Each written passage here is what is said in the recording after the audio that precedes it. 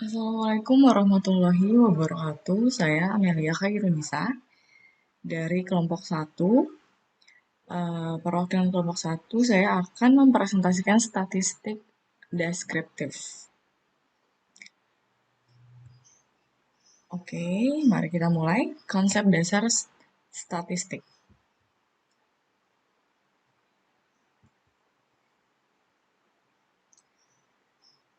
Pengertian statistik. Statistik merupakan cabang dari ilmu matematika. Statistik mempunyai arti dasar yaitu suatu data ringkasan yang berbentuk angka. Dalam arti yang lebih dalam, statistik adalah suatu ilmu yang mempelajari mengenai bagaimana cara mengumpulkan data, mengolah data, menyajikan data, dan menganalisis data dengan mempertimbangkan unsur ketidakpastian berdasarkan konsep probabilitas. Lalu tujuan statistik di sini juga ada beberapa, yaitu menjelaskan hubungan antar variabel.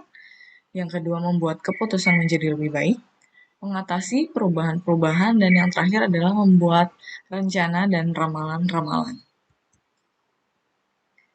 Oke, yang selanjutnya ada tahapan-tahapan statistik. Tahapan-tahapan ini terdiri dari beberapa tahapan. Yang pertama ada pengumpulan data atau collection of data. Dalam collection of data ini terdiri dari data sampel dan juga data sensus. Yang kedua, ada tahap penyusunan data atau organization of data. Dalam tahap penyusunan ini ada beberapa tahap yang harus dilakukan, yaitu mengedit, mengklarifikasi, dan juga tabulasi data. Untuk tahapan selanjutnya ada penyajian data.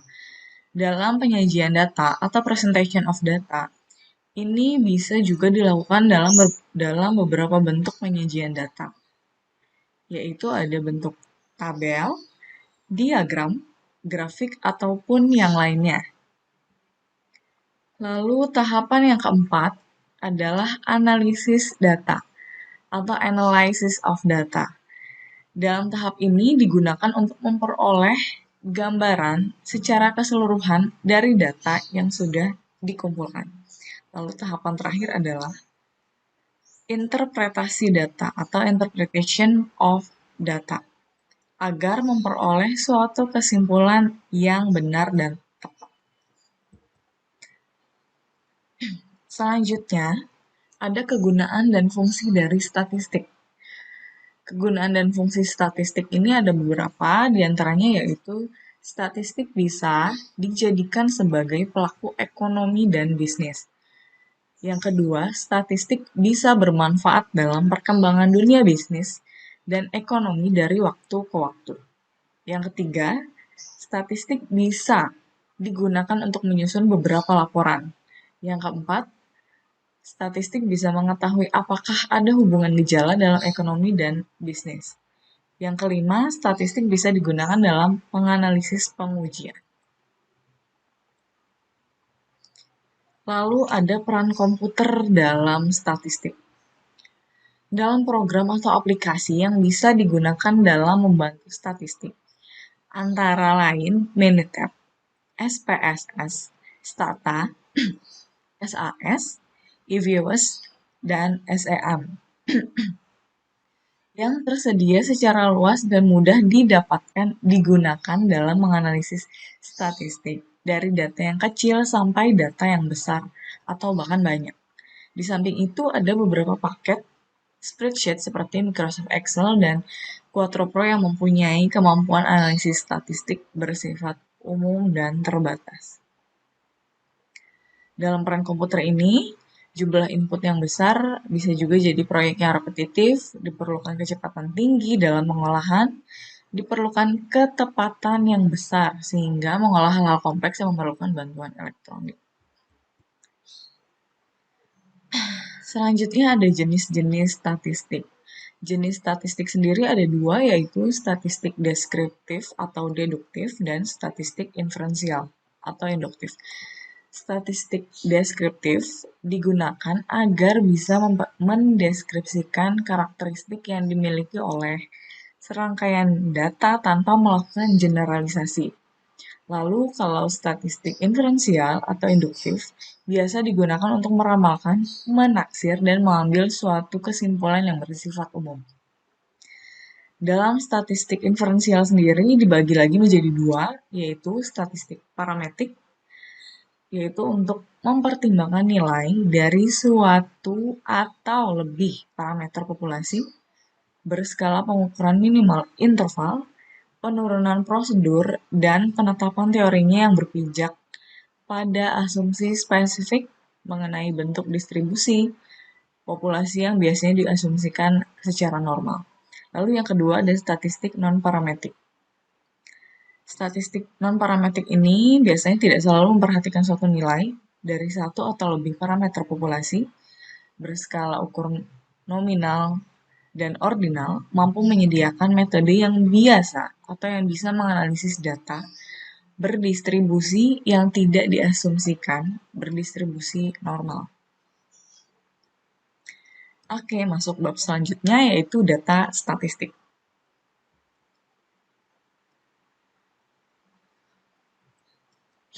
Pengertian data. Pengertian data di sini ada beberapa pengertian dari berbagai macam ilmu. Yang pertama ada kata data ini berasal dari bahasa Latin, yang berasal dari bentuk jamak. Bentuk jamaknya dari kata datum, yang artinya sesuatu yang diberikan. Data dalam pengertian ilmu matematika yaitu sesuatu yang diketahui atau suatu keterangan. Sedangkan data dari ilmu komputer yaitu berupa angka, kata-kata, citra, dan sebagainya. Data dalam ilmu eksakta adalah suatu hasil pengukuran yang terorganisasi, dan apabila data itu terorganisasi, maka data tersebut akan menjadi sebuah informasi. Yang terakhir adalah data dalam pengertian statistik. Data dapat didefinisikan sebagai fakta-fakta atau angka-angka yang nantinya dapat diambil menjadi sebuah kesimpulan. Syarat data yang baik. Ada 5 syarat data yang baik. Yang pertama, data harus bersifat objektif. Tidak bisa subjektif. Yang kedua, data harus bersifat representatif. Yang ketiga, harus setidaknya mempunyai kesalahan sampling yang kecil. Yang keempat, data harus tepat waktu. Lalu yang terakhir, data harus bersifat relevan. Pengelompokan data. Di sini pengelompokan data terbagi menjadi 5, yaitu pertama berdasarkan sifatnya ada data diskrit dan data kontinu. Yang kedua berdasarkan sumbernya, data berdasarkan sumbernya ini terbagi 2 juga, yaitu data intern dan ekstern. Yang ketiga berdasarkan pengukurannya. Ada 4 data berdasarkan pengukuran, yaitu data nominal, ordinal, interval, dan rasio. Lalu data berdasarkan cara memperolehnya. Ada 2, yaitu data primer dan data sekunder. Yang terakhir, data berdasarkan waktu pengumpulannya. Yang pertama ada data seketika atau cross-section data. Yang kedua, data berkala, time series data.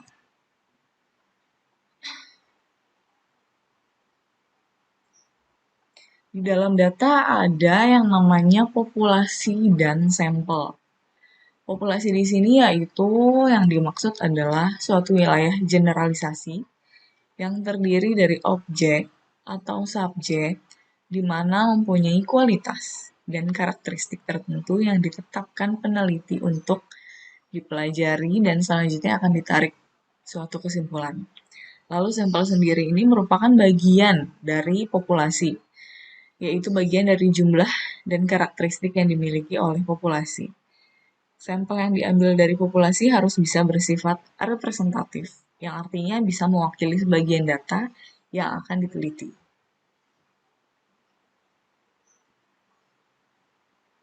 Lalu ada teknik sampling.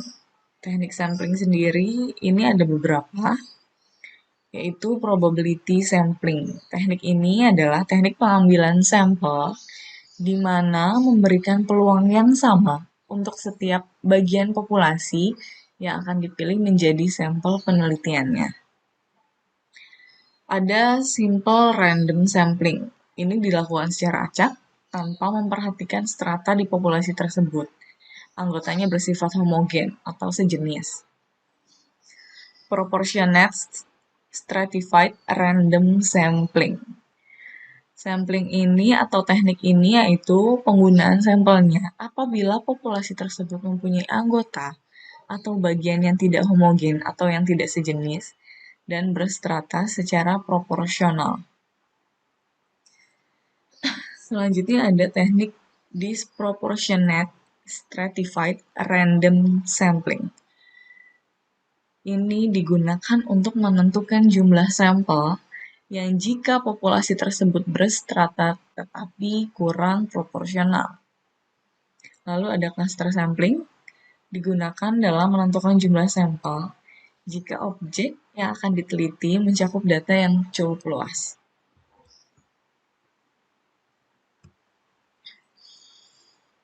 Lalu teknik sampling non-probability sampling, yaitu teknik pengambilan sampel yang tidak memberi peluang yang sama untuk setiap anggota populasi untuk dipilih menjadi sampel. Dalam teknik ini ada beberapa jenis sampling, yaitu sampling sistematif.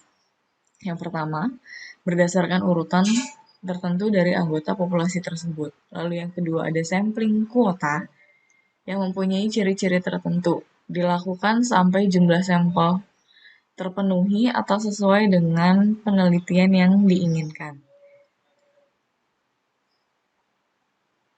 Yang ketiga ada sampling insidental. Sampling ini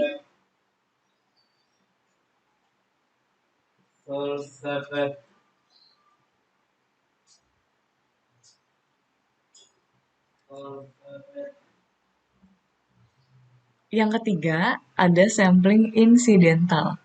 Sampling ini penentuannya berdasarkan kebetulan jika sesuai dengan sumber data yang dibutuhkan. Lalu ada sampling post-positive. Sampling ini penentuannya dengan mempertimbangkan sesuatu yang sesuai dengan kebutuhan dari penelitian dan paham mengenai tema yang akan diteliti. Lalu ada sampling jenuh. Penentuannya apabila semua populasi digunakan sebagai sampel dalam penelitian tersebut. Lalu yang terakhir ada snowball sampling. Penentuannya yaitu berawal dari jumlah yang sedikit, kemudian sesuai kebutuhan dan menjadi bertambah kuantitas sampelnya. Lalu selanjutnya ada variabel penelitian. Variabel penelitian di sini terbagi menjadi 5. Yang pertama adalah variabel independen, yakni variabel bebas, yang artinya variabel yang mampu mempengaruhi yang menjadi sebab perubahan dari variabel terikatnya atau variabel awannya. Yang kedua adalah variabel dependent. Variabel ini bersifat mengikat atau terikat, yang artinya variabel yang dipengaruhi yang menjadi akibat karena variabel bebasnya. Lalu yang ketiga ada variabel moderator.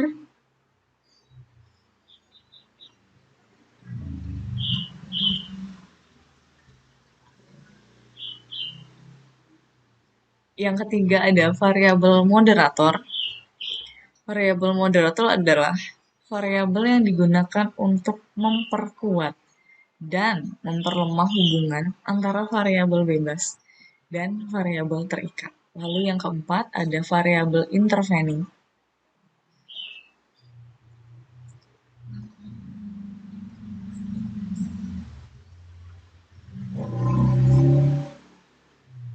Yang keempat ada variabel intervening, yaitu variabel yang sama secara teoritis mampu mempengaruhi hubungan antara variabel bebas dengan variabel terikat, tetapi tidak dapat diamati dan tidak dapat diukur. Lalu variabel kontrol yang terakhir. Variabel ini dapat dikendalikan, variabel yang dibuat konstan sehingga hubungan variabel bebas terhadap variabel terikat tidak dipengaruhi oleh faktor lain yang tidak diteliti. Oke, next. Kita masuk dalam penyajian data statistik.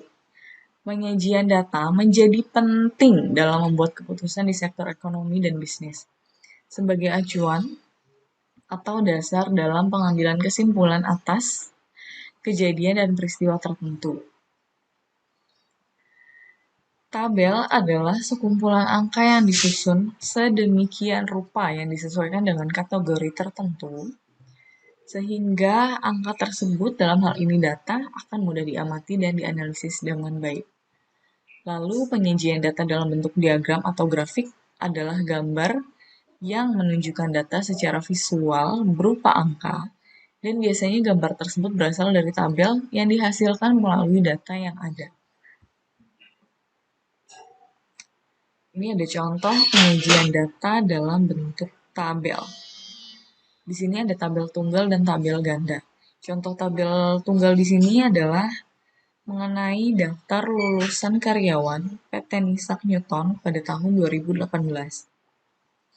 Tabel ini hanya terbagi dua kategori, yaitu pendidikan dan banyaknya jumlah dari karyawan dengan lulusan pendidikan tersebut.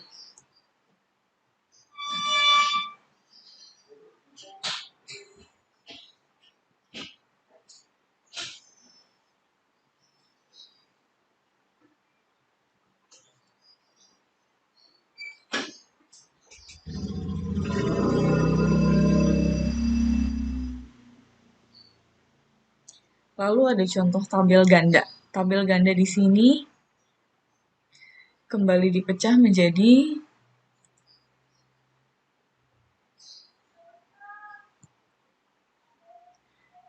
tabel ganda di sini dibagi lagi menjadi jenis kelamin, ada juga jenis pendidikannya, dan jumlahnya.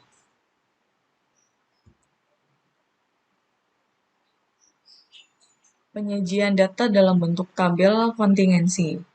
Di sini tabel kontingensi mendaftar tingkat pendapatan keluarga dan jenis angkutan umum pada tahun 2018. Di sini mengkategorikan tingkat pendapatan dari pendapatan rendah sampai tinggi dengan jenis angkutan yang dipakai. Oke, lalu selanjutnya ada contoh tabel distribusi frekuensi. Tabel distribusi frekuensi ini memperlihatkan nilai UAS statistik deskriptif mahasiswa Unpam semester ganjil pada tahun 2019-2020. Lalu selanjutnya ada penyajian data dalam bentuk grafik atau diagram. Pada jenis diagram batang di sini memperlihatkan daftar pegawai di perusahaan Isaac Newton. Contoh data yang sama dengan data tabel sebelumnya, yaitu tingkat pendidikan dan banyaknya jumlah pegawai dengan tingkat pendidikan tersebut. Lalu ada diagram lambang. Di sini juga memperlihatkan data yang sama, yakni daftar pegawai di perusahaan Isaac Newton sesuai dengan pendidikannya. Hanya saja diagram lambang ini dilambangkan dengan simbol orang berdasarkan banyaknya tingkat pendidikan.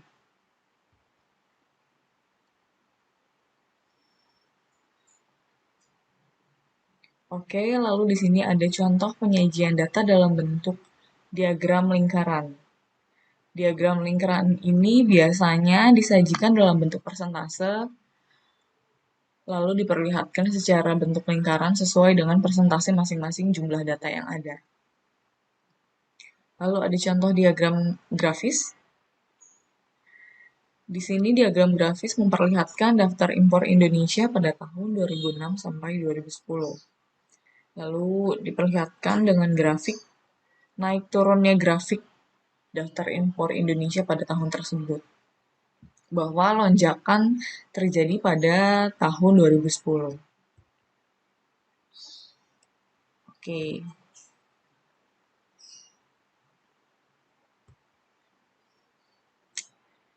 Cukup sekian presentasi dari saya. Amelia Khairunisa dari kelompok 1, kelas 04 Sake 002. Semoga bermanfaat. Wassalamualaikum warahmatullahi wabarakatuh.